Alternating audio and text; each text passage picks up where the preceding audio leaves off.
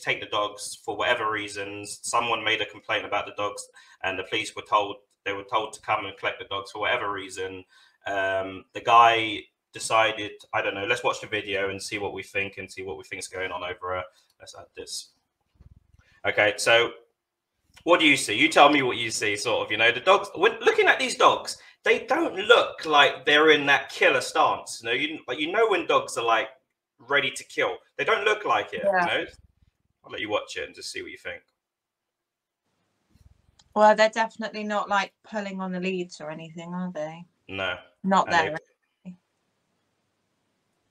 Oh, bless them. Oh, did I not get the whole video? Let's have a look. Okay, this is the start of it. yeah.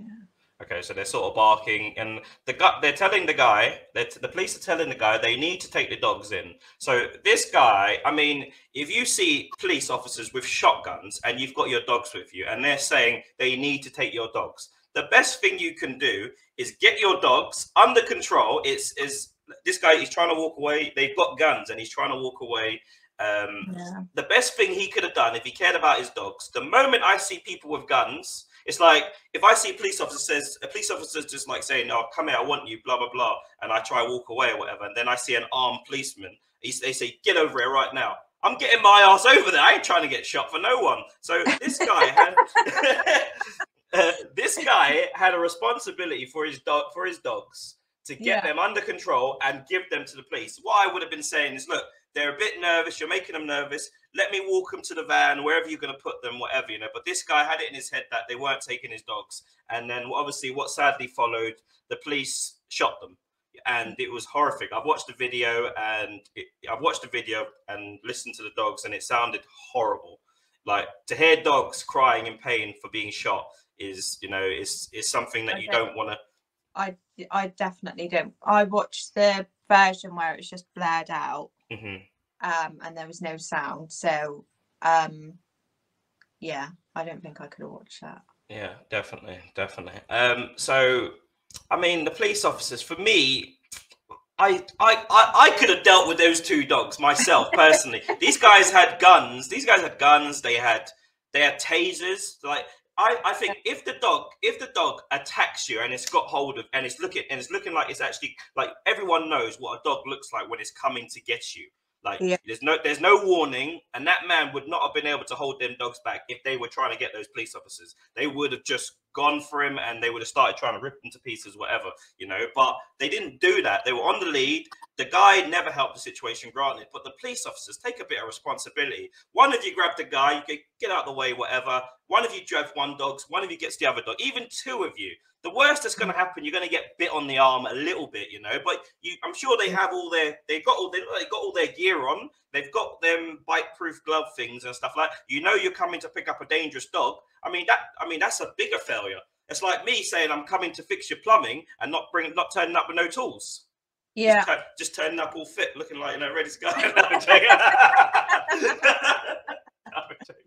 No, I do agree with what you're saying, with, like, you were just kind of like, that situation could have been completely avoided. Definitely. But yeah, obviously as a dog owner myself, it's like really hard to watch. And I do have like the same breed, not as big, and they are babies. I mean, I saw a video of the guy on the tube with his dogs, and they were like kissing him and stuff, and you can tell that there's like no aggression there. They were acting like babies on the tube. They were really well behaved.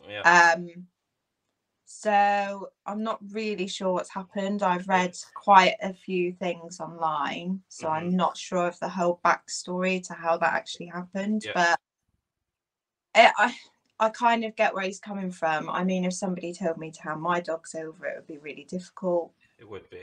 But then you just comply, don't you? To avoid the moment, trust me, the average person, the moment they see a police officer with a shotgun pointing at their dogs, they're going to do the right thing for their dog. You see a policeman come up to you with a shotgun and say, "Give me your dog." They're pointing a shotgun at your dog.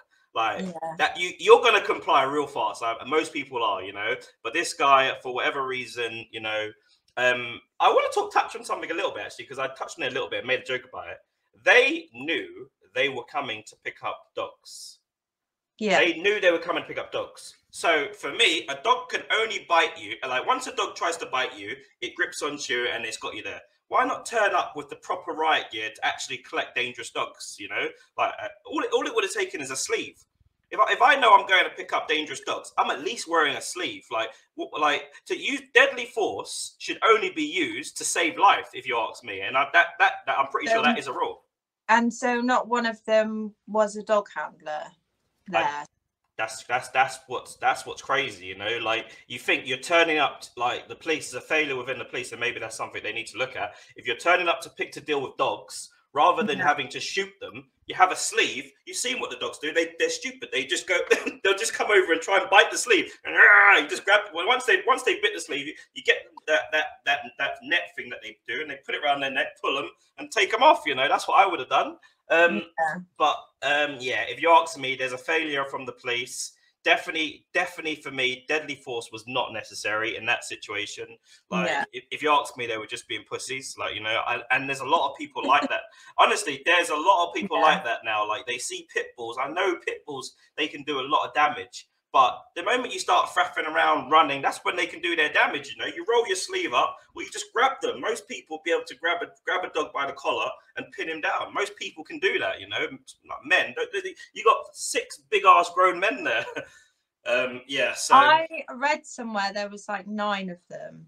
That's insane. There was 9 officers there, because I think right towards the end, one runs around the corner, doesn't he? Yeah, and I think there was like 9 altogether. I mean, I really feel for the guy that's lost his dogs, because some people, they're a massive part, you know. Some people are alone, and it's their emotional support. So yeah, I do feel for him, but